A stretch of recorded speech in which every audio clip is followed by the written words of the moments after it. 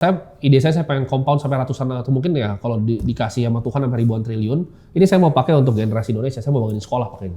Ya, soalnya kan banyak influencer tuh nggak ada portonya gitu kan. Portonya ya dia sensor atau pakai exchanger ilegal gitu. Kalau saya buka tuh transparan gitu. Bisa teman-teman bisa lihat dan kok ini bisa ngiklan pakai influencer gitu kan dengan mobil sewaannya dan viral-viralan gitu. Terus dia kasih PNL segini. Menurut saya itu harus ditindak tegas karena kalau kayak gitu kan yang kayak saya kasihan. Timothy sendiri sempat ngomong tuh, kalau misalnya investasi itu bukan hanya mengejar keuntungan semata, tapi di balik itu ada yang lebih besar, yakni sabar dan kedisiplinan jangka panjang. Betul. Bisa dibilang itu adalah sadis, sabar dan disiplin. Timothy, kamu ngajarin nggak orang buat jadi sadis?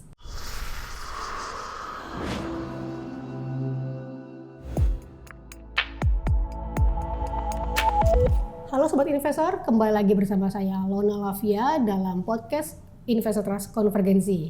Ini bakalan jadi obrolan yang menarik nih, karena kita ini akan ngobrol soal keuangan aset digital nih sama ahlinya nih, entrepreneur, investor muda yang sukses dan sering disebut sebagai Raja Kripto Indonesia.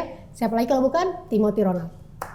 Masih Timothy jadi biar muda, masih muda ya, baru 25 tahun dan baru ulang tahun kemarin ya, 22 September 25 tahun, happy birthday Tim. Oke. Nah hari ini kita mau ngobrolin sesuatu nih yang relate banget nih mengenai keuangan digital ya, Gen Z ya. Kita juga akan bicara soal value investing, Warren Buffett. Itu juga Warren Buffett merupakan contoh sukses yang dipegang oleh Timothy Ronald dalam kehidupan investasinya. Kita juga akan bakalan membahas soal ekosistem kripto di tanah air. Apalagi berdasarkan data Otoritas Jasa Keuangan per Juli kemarin ada 16,5 juta konsumen kripto dengan jumlah transaksi mencapai 276 triliun. Dan di bulan lalu juga kita kedatangan sekitar 3 exchange baru menjadi total 24 exchange atau pedagang fisik aset kripto termasuk Vlog ya Timothy ya. Nah oke Timothy, selamat juga buat Vlog ya Tim. Iya kan. Kemarin ya kebetulan Investor Trust bahas juga tuh yang pertama tuh Vlog tuh meledak beritanya. Oke. Tim, kita mau bahas sih mengenai value investing ya ala Warren Buffett ya. Kalau di saham kita tahu lah Warren Buffett-nya siapa ya, Pak Lo Keng Hong kan ya. Nah kalau di kripto nih Warren Buffett-nya bisa dikatakan Timothy adalah Warren Buffett-nya karena value investing ya. Tim, tapi kalau misalnya kita ngomongin strategi value investing saat ini menurut kamu masih relevan nggak di era seperti saat ini? Value investing kan di mana kita membeli aset yang terdiskon ya, menggunakan konsep margin of safety di mana ada nilai intrinsik suatu aset dan harga. Jadi banyak yang punya miskonsepsi nih, value investing apakah price to earning itu harus murah, price to book? Jawabannya enggak juga. Value investing itu adalah asetnya terdiskon nggak dari nilai intrinsiknya. Ketika misalnya kita lihat ada saham A misalnya, harganya sekarang 1.000, tapi kita tahu nilai intrinsiknya di 5.000 gitu. Ya itu berarti termasuk dalam value investing. Gitu. Jadi value investing ini bisa diterapkan di berbagai macam aset gitu. Mau di saham, di kripto pun sama. Di Bitcoin ketika Bitcoin masih 16.000 tahun 2022, saya beli banyak karena saya ngerasa bahwa nilai intrinsiknya masih jauh nih. Oh masih bisa 150.000, masih bisa 200.000. Tapi kalau nggak nyampe sana pun gitu, nyampe misalnya cuma 80.000, saya udah untung gitu. Itu adalah konsep dari value investing sendiri. Warren Buffett sendiri kan mengajarkan filosofinya Warren Buffett sabar dan disiplin ya. Betul. Timothy sendiri sempat ngomong tuh, kalau misalnya investasi itu bukan hanya mengejar keuntungan semata, tapi di balik itu ada yang lebih besar, yakni sabar dan kedisiplinan jangka panjang. Betul. Bisa dibilang itu adalah sadis, sabar dan disiplin. Timothy, kamu ngajarin nggak orang buat jadi sadis? Sadis dalam investasi ya? Harus sabar dan disiplin. Kenapa? Karena ketika kita membeli suatu aset, contohnya Bitcoin, ketika dia di 28.000, itu ada kalanya dia turun lagi ke 24.000. Ketika dia ke 55.000, ada kalanya dia turun ke 50.000. Sama seperti saham gitu. Gak bisa orang expect buy and hold misalnya saham seperti BCA, gampang gitu hold 10 tahun. Enggak, karena di saat 2015 ada penurunan. 2019 dan 20 ada penurunan yang drastis. Dan sekarang pun ada penurunan gitu. Jadi pasti ada yang namanya koreksi dalam suatu aset. Kalau kita nggak sabar dan disiplin, ketika asetnya koreksi misalnya 20%, 30%, kita buru-buru untuk jual. Kita buru-buru untuk nggak mau rugi nih. Udah panik duluan ya? Iya, udah panik duluan. Sedangkan kalau kita investor yang sabar dan disiplin, kita tahu tadi nilai intrinsiknya. Kita tahu bahwa nilai intrinsik BCA ini 11.000, gitu. Value-nya 11.000. Ketika dikasih harga 7.500, ya nggak usah takut. Langsung lah nyemplung ya? Nyemplung gitu. Itu value investing konsepnya. Value investing ya. Jadi Timothy Ronald tuh ngajarin orang buat sadis nih, sabar dan Disiplin. disiplin ya. Ya, Soal investasi gitu ya, itu penting banget ya Tim ya. betul. Oke deh. Tim, kalau ngomongin Tim, literasi keuangan nih, kamu kan juga gemar banget nih ya, sering banget edukasi kan ya, Ya. bikin konten kayak gini-gini nih. Kita ngomongin survei BPS sama OJK awal tahun lalu menyebutkan bahwa literasi kripto dan juga inklusi kripto itu sebenarnya belum sejalan ya. Inklusi lebih tinggi dibandingkan literasi nih. Ya. Kalau menurut kamu sendiri, cara tepatnya literasi keuangan kripto itu seperti apa? Ya, itu tujuannya saya bikin Akademi Kripto di awal juga kan, karena saya mau tingkatin literasi gitu, literasi untuk bisa edukasi. Ya. Karena banyak orang even pelaku pasarnya sendiri ya belum terliterasi gitu. Ya. Kalau misalnya kalian belajar dari orang yang belum terliterasi secara full, ya gimana cara kalian dapetin ilmunya gitu. Jadi saya percaya bahwa edukasi itu adalah jembatan kita menuju, orang kan banyak yang mau sukses kan, mau kaya di investasi. Iya. Ya itu jalan utamanya adalah pengetahuan gitu. Di saat kita punya pengetahuan, kita punya pengertian juga. Tapi itu dua-dua itu datang dari literasi. Iya. Jadi itulah yang saya pengen dorong. Gimana cara tingkatin literasi? Ya perbanyak konten-konten edukasi yang berjalan.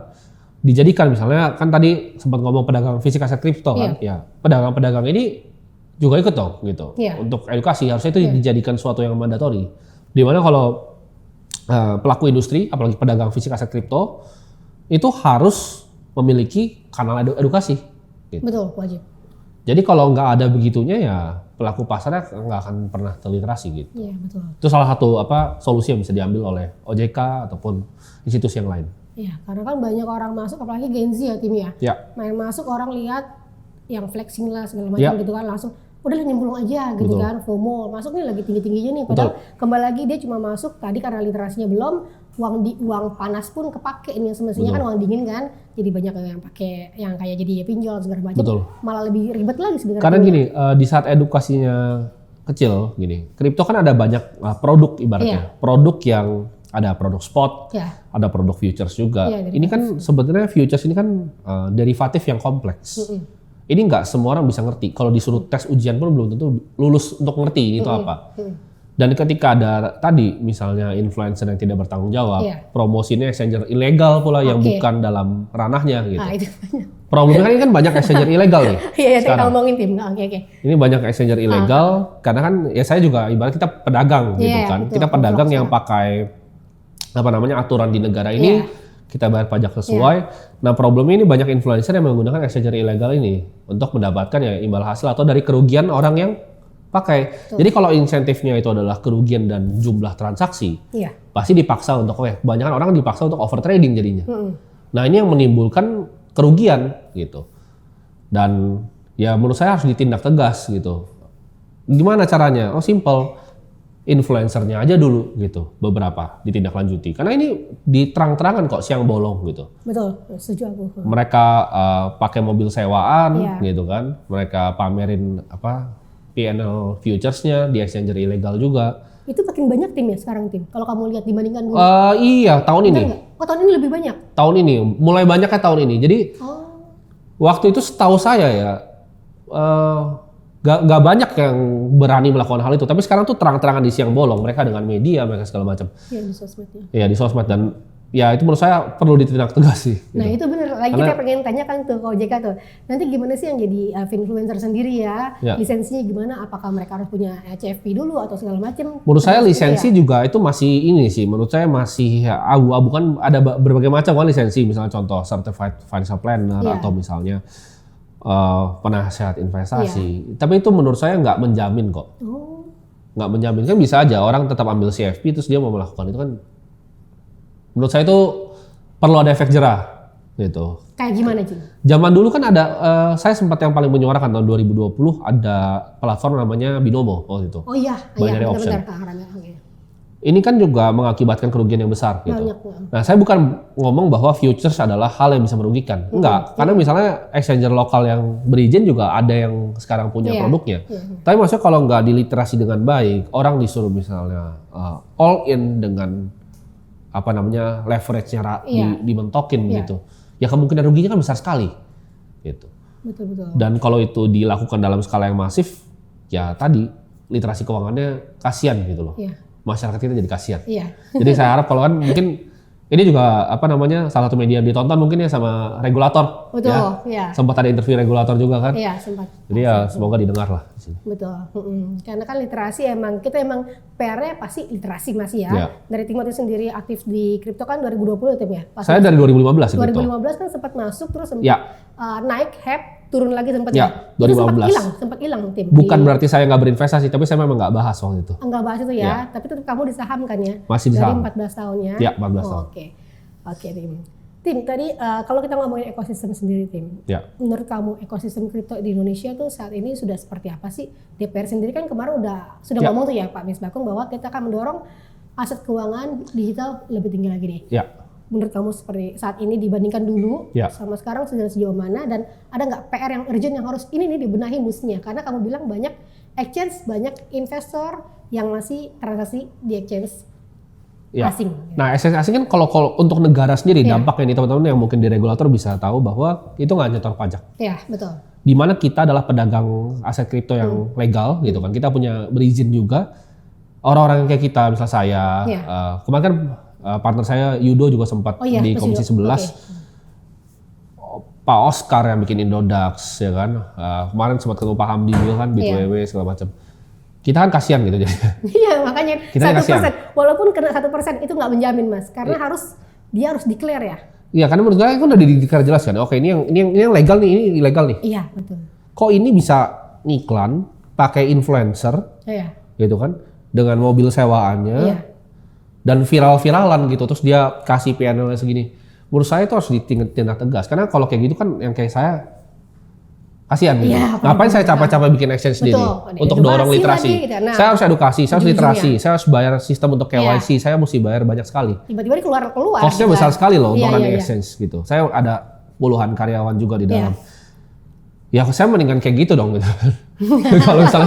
kalau misalnya itu dibiarkan ada gitu. Iya. Jadi menurut saya itu kalau PR itu. Tapi kalau secara overall ya, ini saya mau apresiasi sekali terutama ke OJK ya, karena menurut saya sangat cepat loh.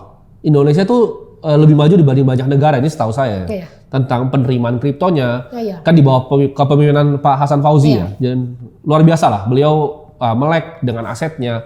Dan menurut saya ini suatu terobosan yang luar biasa dibanding negara-negara yang lain. Dan kita dari segi DPR juga udah mulai menyuarakan, didukung juga kan. Iya. Jadi saya harap dengan banyaknya, soal Indonesia penduduknya besar nih. Banyak banget. Dan ini kayaknya pengguna kripto tuh banyak sekali.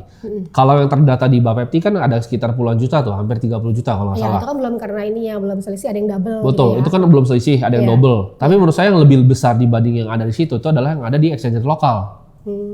Kan data yang exchanger non lokalnya nggak tahu nih. Nah, itu. Jadi mungkin saya lebih besar. Mungkin kalau hitungan kasar saya itu 50 juta harusnya. 50 juta itu bersama dengan yang ada di asing ya. Yang ada di asing. Harusnya sekitar 45 sampai 50 juta. Ini kan besar sekali gitu loh. Banget. Dan ini bisa jadi kontribusi yang luar biasa untuk ya pajak negara. Dan ini kalau bisa kan dibikin mirip seperti saham lah Iya, gitu. betul. Dibikin sama lah. Karena kan kalau orang market buy ada yang merasa terlalu mahal. Gitu. Jadi akhirnya capital flight ke luar negeri. Iya. Gitu. Jadi mungkin kalau Pak Purbaya nonton bisa dikonsiderasi Pak biar sama kayak saham gitu. Pajak gitu ya. Pajak kripto biar Iya, sama kayak pajak saham. tadi Finalnya kan- sama PPH. Bener, karena kembali itu 1%. Kalau misalnya kita pakai exchange asing gitu 1%. Iya. Itu pertanyaan 1% tuh kalau dia declare kan ya. Iya, kalau Bener declare. nggak? Kalau nggak declare, Nggak ada, bisa nggak ada nah kan. itulah pertanyaannya Iya, kan. betul. Nah jadi kalau kemana-mana pasti dengernya orang kayak kemarin aku sempet nge-gym. Dengarnya kemarin gua untung gini loh aku denger di exchange asing ternyata Iya. domainnya kan. Ya, Betul. tapi, ya mau gimana nih yang pedagang Betul. itu yang literasi segala macam kan. Betul. Itu PR-nya tuh harus efek jerahnya seperti apa sih? Nah Tim? kalau mau potong kayak gitu paling gampang dari influencer udah pasti. Karena gini, mereka nggak akan bisa direct marketing. Karena menurut saya kayaknya udah lebih ketat ya secara komdigi dan lain-lain ya. Harusnya mereka nggak bisa ngiklan di platform yang besar gitu. Seperti Iya. Meta dan lain-lain. Harusnya nggak bisa tuh. Menurut setahu saya itu Iya, nggak iya, bisa. iya. Jadi cara mereka marketing adalah mereka bikin KOL. Iya, Gitu. betul. Mereka bikin KOL lokal di sini, dia disuruh sewa mobil, pamer-pamer segala macam, bikin komunitasnya, dikumpulin, habis itu disuruh trading bareng. Itu formulanya. Jadi ketika satu diambil ya efek jerah pasti. Yang lain pasti berhenti dong. Kalau nggak ada satu yang diberesin, ini akan terus-terusan, ini akan menjalur terus, dan pelaku-pelaku industri yang beneran punya exchange seperti saya dan teman-teman yang lain, kasihan. Iya. Tapi menurut kamu ini fenomena ini ternyata lebih banyak tahun ini. Tahun ini, iya, saya baru lihat tahun ini fenomenanya. Baru banyak tahun ini. Iya, menarik ya. Iya. Beneran. Makanya Timothy, sekarang aku mau bongkar tim portofolio Ya. aset kamu nih. BBCA 11 juta. Gitu kan, Ya. 11 juta. Selain itu baru di satu sekuritas ya, Satu belum sekuritas. yang lain gitu ya. Belum kali. Berarti sampai saat ini sebenarnya kamu di saham masih pegang dong ya? Sedikit dibanding kripto. Berapa persen sih, Tim? Saham mungkin ya sama saham luar negeri mungkin ya. Boleh. 10-15% kali ya. 10-15%. Ya. Terus kalau kripto sendiri? Kripto saya sekarang ini ngomongnya sama cash atau total yang diinvestasikan. Total yang diinvestasikan? Kalau total diinvestasikan harusnya di sekitar 80%. Tapi kalau cash itu jadinya mungkin 55-an sekarang ya. Sekarang 55 Ya, karena lagi naik nih belakangan. Kemarin 50 naik 5% lah, 5% 57 lah harus. Iya. Kalau ada cash ya, karena cash saya selalu punya cash sekitar Nah, cash berapa 20%. sekarang? 20-an persen ya. Jadi kalau total yang diinvestasikan doang, mungkin 80-an kripto, 15 itu saham, 5% yang lain-lain. Oke. Kalau cash sendiri 20%. Kamu Kalau full portofolio mungkin 55%-an itu di kripto, 20% itu ada di cash, 15% itu yang di saham Indonesia dan luar negeri, saya ada yang dan lain-lain. Oke.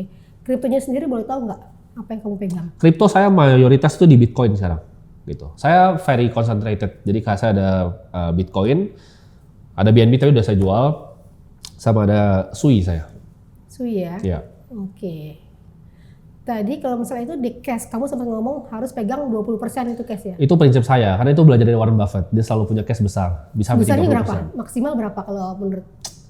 Karena saya di size yang kalau udah turun sedikit tuh bisa drawdown-nya jauh. Jadi saya proteksi dengan saya punya posisi cash. Tapi menurut saya nggak semua investor harus punya posisi cash besar. Kalau masih awam mungkin ya 50% cukup lah. Tapi kalau saya atau yang saya ajarin di Akademi Kripto, ideal saya sukanya 20% 25%. Kenapa? Karena market itu nggak ada yang tahu. Kadang Bitcoin bisa koreksi lagi nih 60.000 nih. Kalau saya punya cash yang besar, saya bisa masuk lagi.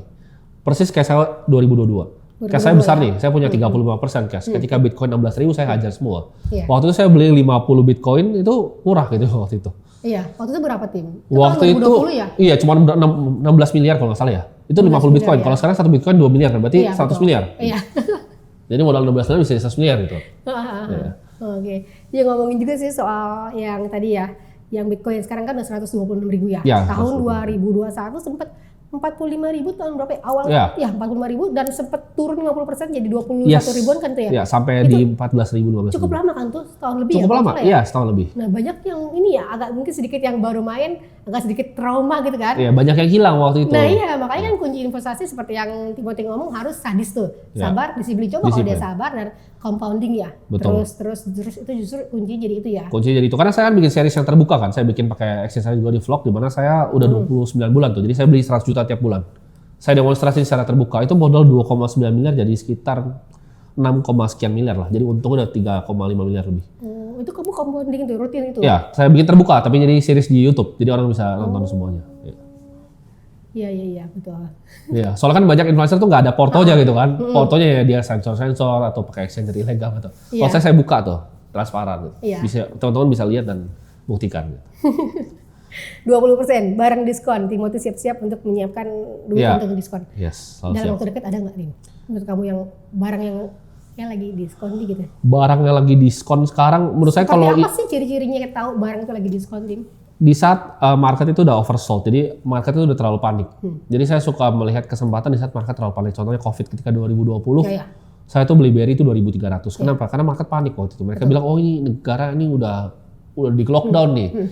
Tapi menurut saya beberapa industri yang kena, paling F&B dan lain-lain. Tapi kalau kita lihat secara lebih luas, ketika terjadi lockdown, ada opportunity, ya menurut saya itu BRI nggak akan kemana-mana bang. Ini kan bank punya betul, negara aset, gitu. ya, aset terbesar Jadi gitu kan. ya 2.300 ya udah saya Laba hajar. terbesar dia. Ya, pakai margin saya hajar gitu akhirnya. Ajar itu ya. Karena saya yakin itu nggak akan kemana-mana asetnya. Jadi di saat market udah terlalu takut biasanya. Iya. Kesempatan tuh nggak datang pas kayak gini. Ini kan lagi euforia. Iya betul. Indonesia ya lagi naik, semua saham-saham Hong Kong lagi naik. Orang euforia. Betul. Nanti di saat kata-kata Warren Buffett, ketika nanti ada ombak, ya kan, ketika ombaknya ada surut, nah baru kelihatan yang berenang telanjang siapa. Gitu. Jadi kayak emang kuncinya itu sabar lihat ya sampai waktu Harus lihat. momentum yang tepat ya. Harus pas, karena ada faktor timing juga di dalam Iya sih benar investasi. ya. Nah itu justru itu yang orang nggak selalu tahu faktor timing ya. Orang Betul. udah sabar-sabar tiba-tiba kok saham atau kripto juga makin hancur Iya. karena dia belum tahu di belakang itu nilai intrinsiknya Dia seperti nggak apa punya sebenarnya. fundamental ya. Justru itu harus yang dipelajarin di timnya. Harus itu yang dipelajari. Kalau saya alirannya sangat fundamental. Jadi saya lihat Bitcoin fundamental, semuanya saya lihat fundamental. Gitu. Oke. Kalau saham selain biasanya kamu punya apa aja sih? Saya ada di luar, saya punya yang namanya Moody's Corp itu rating agency. Saya juga punya beberapa ETF. ETF-nya saya ada ETF yang uranium, saya ada yang global defense stock, jadi semua saham-saham defense global, sama saham tambang-tambang emas. Saya ada 3 itu ETF. Oh, 3 luar ya? Iya. Kalau Indonesia cuma BCA. Karena Indonesia menurut saya nggak gitu banyak investable company ya. Oh, okay. Kan ada saham-saham bisa terbang. Iya. Memang iya kalau saya masukin mungkin 5M mungkin bisa terbang ya, jadi kayak 25M, 30. Tapi itu nggak terlalu gerak di portofolio saya. Saya nggak bisa masuk besar. Iya. Karena floatnya kan kecil-kecil. Iya. Kecuali saya dapat alokasi khusus dari emitennya. Yang sebenarnya kan kebanyakan orang begitu. Gitu. Iya betul. Jadi kalau teman-teman lihat, oh kok influencer ini bisa dapat gede, karena itu ada alokasi barang. Iya. Gitu. Itu ada deal di belakang gitu. Saya kurang suka begitu. Kenapa? Karena ya saya dari dulu udah pengalaman kalau misalnya saya bikin ibarat satu kapal sama emiten, saya nggak bisa main buang barangnya dong nanti. Karena kena marah nanti. Iya. Nah, saya nggak suka, makanya saya pindah ke kripto dan luar negeri. Kalau di BCA kan terserah saya mau dalam 100 miliar besok juga bisa, market bisa serap. Ya turun lah dikit, tapi market bisa serap gitu. Iya, dengan gampang. Kalau beli 30-30M juga satu tangga tuh bisa naik dia, cukup. Biasanya gede, liquidity-nya dalam. Iya. Saya suka yang dalam, kalau nggak dalam nanti, kalau giliran saya yang dikerjain kena kunci nanti. Iya. Kena kunci nggak bisa keluar gitu, udah pengalaman soalnya. Oke. Tim, kalau misalnya Ronald Capital, portonya sendiri, kemarin kalau salah ada Bitcoin, masuk SUI ya. Ethereum masih apa nggak dipegang? Saya nggak. Nah, kemarin kan sempat itu Ethereum ada kan? Ada. Kenapa kamu lepasin? Karena kita kan akuisisi di 2.800 dan sekarang udah 4.500 sudah sesuai target. Menurut kita Ethereum nggak terlalu jauh lagi lah. Karena networknya semakin berat. Dan networknya semakin berat ini bikin orang kan lari ke kompetitor, yaitu biasanya kan Solana. Tapi Solana kayaknya terlalu berkompetisi dengan kayak kartel-kartelnya Binance ini lah. Jadi Solana kayaknya agak berat menurut saya karena TPS-nya 150. Nah saya cari TPS yang lebih jauh lagi, 500 transaction per second-nya yaitu di SUI. Di SUI ya? Makanya kamu masuk SUI? Iya, makanya masuk SUI. Enggak, saya udah dari harga 1 sebelum masuknya. Tapi jadi mulai besar di portofolio karena dia naiknya berlipat, dia naiknya kali 3. Jadi di porto jadi lebih besar. Tapi saya kecil-kecil, saya masuk mungkin cuma sekarang total 3% dari portofolio. Kecil-kecil. Mayoritas Bitcoin. Jadi misalnya kalau 80% itu semua, Bitcoin semua. Iya. Bitcoin, SUI itu ya, dua itu ya berarti ya? 2 aja, sederhana saya. Saya orangnya nggak ribet-ribet gitu. Iya. Investasi sederhana, tapi ya return oke lah gitu. Oke, betul ya. Tim, balik lagi nih, belajar saham dan kripto nih. Lebih susah mana? Menurut saya kripto ya jauh lebih susah lah, karena marketnya kan 24 jam. Dan orang-orang di dalamnya saingannya dunia kan. Kalau di saham Indonesia mungkin ya saingannya orang-orang Indonesia. Cuma balik lagi, karena persaingan lebih sedikit, kolamnya lebih kecil. Jadi saham itu kan kalau mau untung, sama market kalau ada yang mau untung harus ada yang rugi. Nah ini poolnya cuma satu Indonesia gitu. Paling ya retail, berbagai macam kungfu yang harus dilakukan antara goreng pakai float yang kecil, ya kan, pakai beberapa influencer biar bisa ada retail untuk buangin barangnya. Saya nggak suka yang begitu, saya suka yang lebih luas. Jadi kalau kripto kan saya saingannya dengan fund manager yang hebat-hebat di dunia, Jane Street, Millennium Management, yang besar-besar sekali. Gitu. Dan lebih seru menurut saya. Kalau susah mana ya pasti susah kripto. Lebih susah kripto ya? Iya. Oke. Betul. Karena kalau emang dalam pasar saham Indonesia kayak India, perusahaan kayak Jane Street pasti udah kesini. Kan jawabannya belum. Kenapa? Karena pasar masih 1/100.000-nya Amerika kan pasarnya, kecil sekali. Kita punya pasar kecil sekali. Oke. Nah, kripto saham lebih susah kripto ya. Tapi cara analisisnya tim. Kalau misalnya kita kan don't put your money in one basket nih. Misalnya aku mau taruh ada di saham nih tim, ada di kripto nih. Menurut kamu sekarang kamu lihat lebih seksi mana antara kripto dan saham? Lebih jago di mana? Contohnya misalnya ada beda nih, ada satu investor retail yang nggak ngerti apa-apa. Ada satu anak dari konglomerat gitu kan. Anak dari konglomerat ini bisa dapat informasi yang orang lain nggak bisa dapatkan. Gitu. Ini bisa bermain gitu. Dia tahu teman bapaknya mau ngapain, dibisikin ke dia. Ini pengalaman saya, at least ya di saham Indonesia ya, lebih beneficial untuk keluar, untuk ngobrol, untuk bisa minum dibanding analisa di komputer. Pengalaman saya, karena saya dulu pernah dari yang cuma analisa di komputer pas masih 14 tahun, sampai saya ya ibaratnya lumayan dalam lah di pasar modal Indonesia. Nah di pasar modal Indonesia ini lebih bagus untuk berteman. Karena kalau kamu tahu ada perusahaan yang backdoor listing asetnya mau dimasukin apa, itu tinggal dibeli. Iya kan, pasti bocoran kan. Nggak perlu dianalisa. Gitu kan. Nggak perlu analisa. Gitu. Apakah saya dapat begitu? Ya ada angin-angin. Cuman kan balik lagi. Kalau saya misalnya masukin 10M jadi 20M, itu nggak gerak di portofolio saya gitu loh. Jadi mendingan kalau ada sizable, oke, kan masuk BCA segini. Nanti ketika dia 11.000 ya saya timbang ulang gitu loh. Iya. Balik lagi ini bukan advice untuk jual beli ya, ini betul. saya personal. Itu pun kenapa saya belinya itu karena ya udah biar saya nggak dikira pom kan nggak bisa pom BCA gitu. Terlalu besar gitu. Saya cuma punya berapa 0,02 dari perusahaan yang kecil. Iya. Oke ya. Nah kalau misalnya yang tadi saham kripto itu, tapi kalau misalnya menganalisanya sama nggak sih sebenarnya caranya? Lumayan mirip. Cara menganalisanya, Lumayan mirip. ada fundamental, teknikalnya.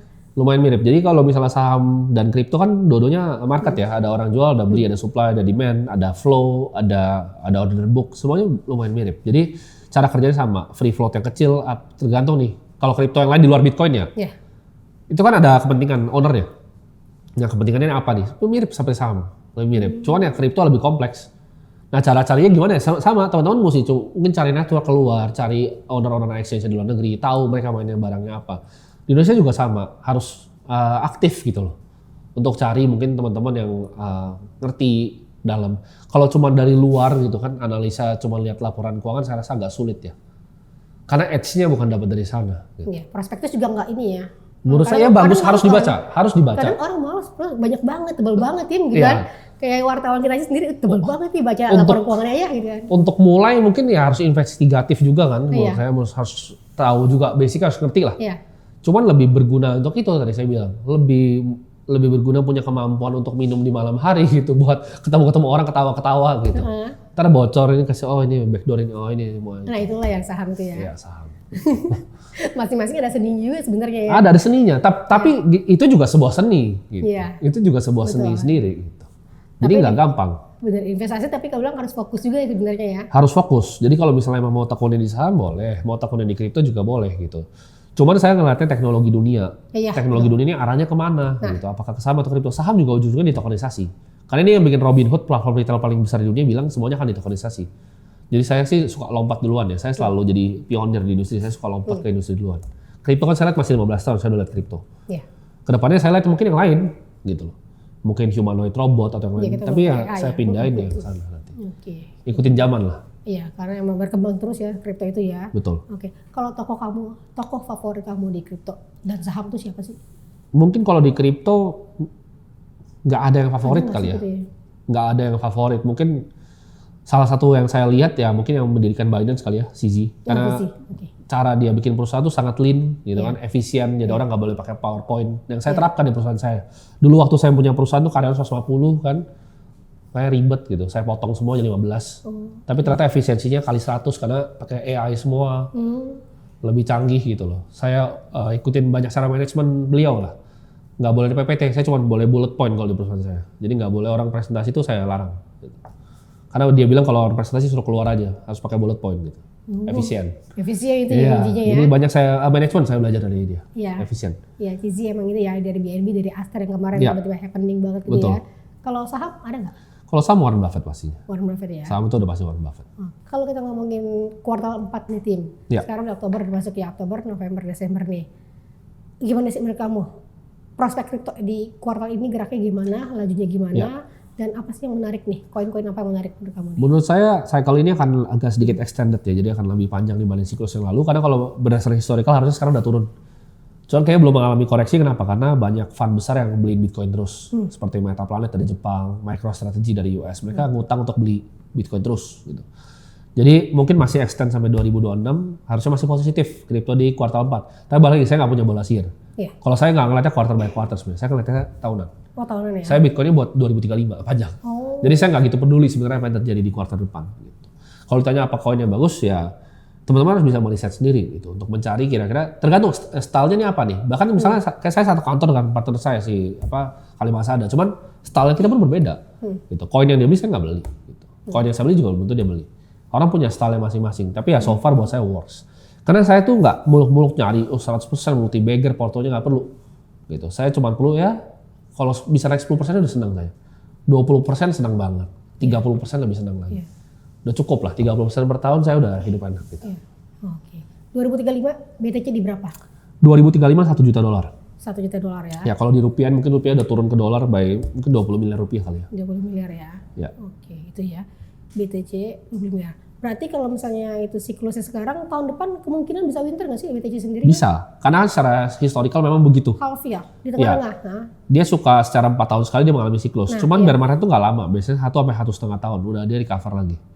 Jadi saya nggak apa-apa, karena harga yang harus dibayar untuk returnnya tinggi adalah volatilitas. Jadi saya nggak takut sama volatilitas. Jadi kamu nggak takut kalau misalnya tiba-tiba Nggak kamu apa-apa. tahu nih bakal winter tahun depan, mendingan gua ambil sekarang deh gitu kan? Nanti Nggak, karena saya masukkan lagi gitu. penurunan di portofolio saya agak sedikit berbeda. Saya nggak berdampak ke pribadi saya gitu. Oh, oke. Ya. Hidup saya udah selesai lama gitu. Ini yang saya mau bikin tuh buat generasi selanjutnya. Jadi saya mau bikin portofolio, nanti nggak tahu.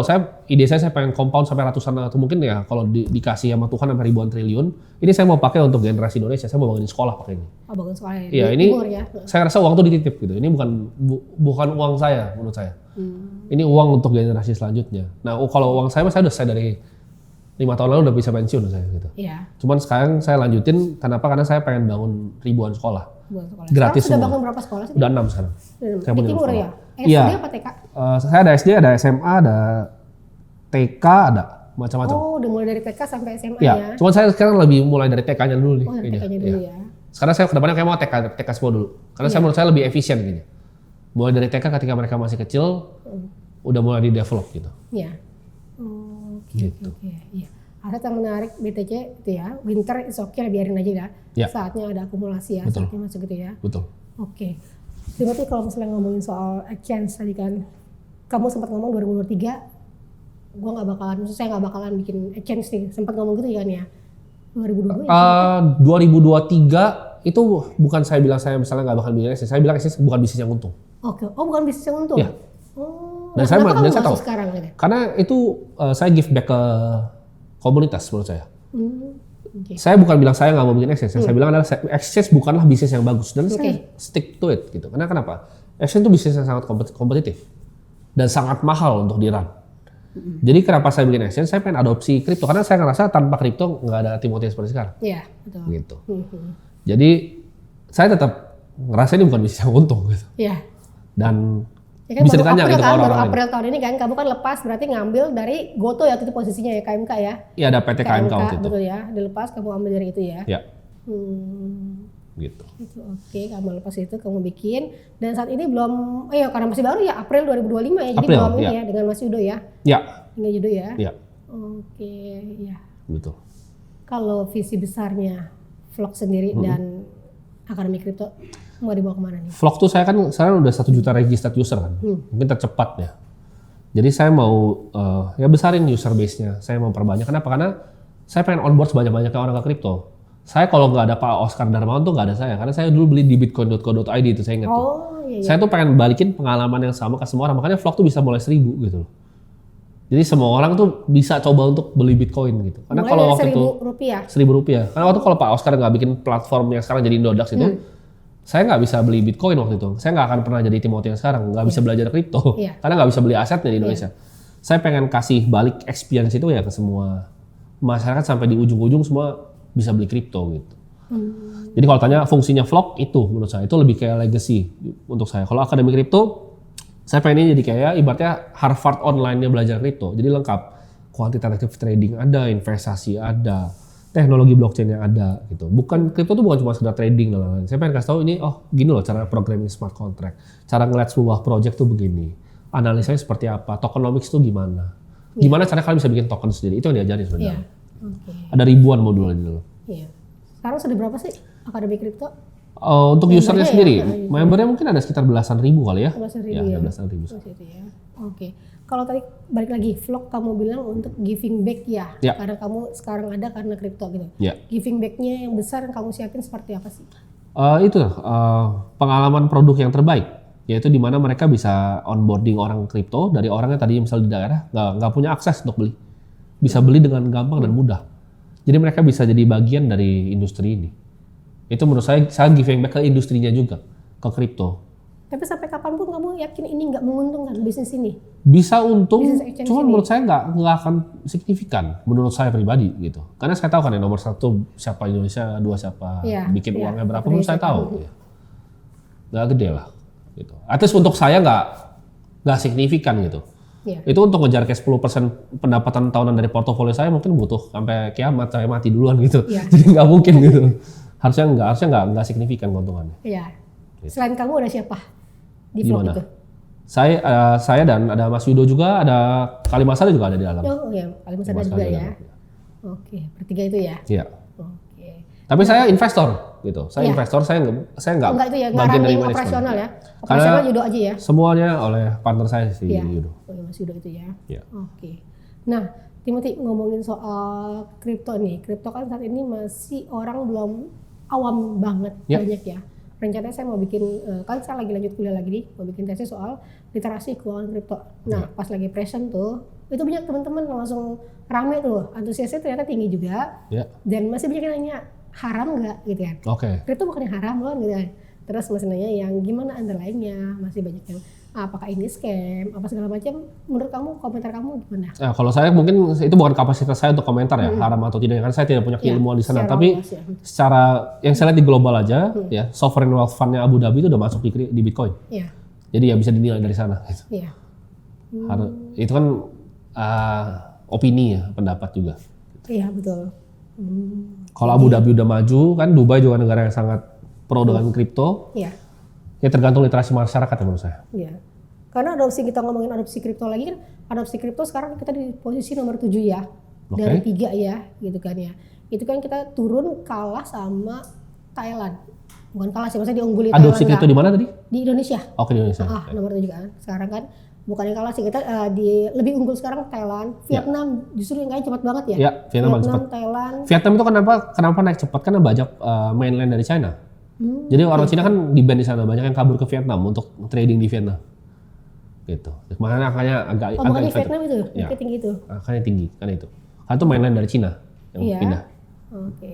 Karena mereka di ban di asal usulnya sana, jadi mereka pindah ke Vietnam. Iya. Makanya angkanya agak sedikit inflated kalau Vietnam. Kalau Thailand karena memang mereka sangat terbuka ya. Governmentnya juga sangat terbuka. Salah satu bank yang paling besar di sana kan juga punya exchange juga kripto. Saya rasa bagus nih kalau ada integrasi antara bank sama exchange ke depannya. Nah, kolaborasi tadi kamu ngomongin bank sama kripto. Kalau di Indonesia sendiri gimana nih? Bank, kripto, dan juga saham ya, bursa ya. Pasar modal gimana sih kolaborasinya? Itu sebenarnya peluangnya cukup besar banget ya? Besar sekali, kenapa? Karena kripto sendiri kan kalau kita ngomongin teknologi blockchain ya, ini akan gantiin semua, perbankan punya tuh semua akan digantiin pakai blockchain. Udah pasti gitu, tinggal tunggu waktu. Teknologi itu nggak nunggu orang. Jadi kripto banyak yang kira ini aset doang, Bitcoin, Ethereum. Enggak, kripto ini teknologi yang sangat luar. Ini kan kriptografi sebenarnya. Ini enkripsi kan, dimana bisa bikin distributed ledger yang secara transparan dilihat sama semua orang. Nah, semua bank akan pakai ini nanti. Mungkin ada bank yang belum tahu, tapi kalian semua akan pakai ini. Gitu. Karena di Amerika udah mulai, JP Morgan udah mulai. Iya. Gitu. Yang gede-gede American Express, Visa, Mastercard udah pakai. Kalau kalian nggak pakai ya kalian ketinggalan. Karena software tuh nggak nunggu orang, internet tuh nggak nunggu orang buat dia pakai surat fisik terus ke email, dia nggak nunggu. Itu akan cuman nyikat, software tuh selalu nyikat gitu formatnya. Jadi kalau nggak mau adopsi kripto ya ketinggalan zaman gitu. Iya. Saham juga akan ditokenisasi nanti, misalnya BBCA itu akan formatnya ntar token pasti suatu saat nanti. Mungkin bukan sekarang, bukan 5 tahun, bukan 10 tahun, tapi pasti kan begitu. Karena di Amerika udah mulai. Iya. Indo kan telat 5-10 tahun, jadi kita ntar tunggu aja gitu. Jadi sebenarnya nanti semua pada waktunya akan kripto ya. Ya, semua udah waktunya. Kripto, blockchain sendiri juga sistem pendukungnya gitu ya. Yes. Gitu. Oke.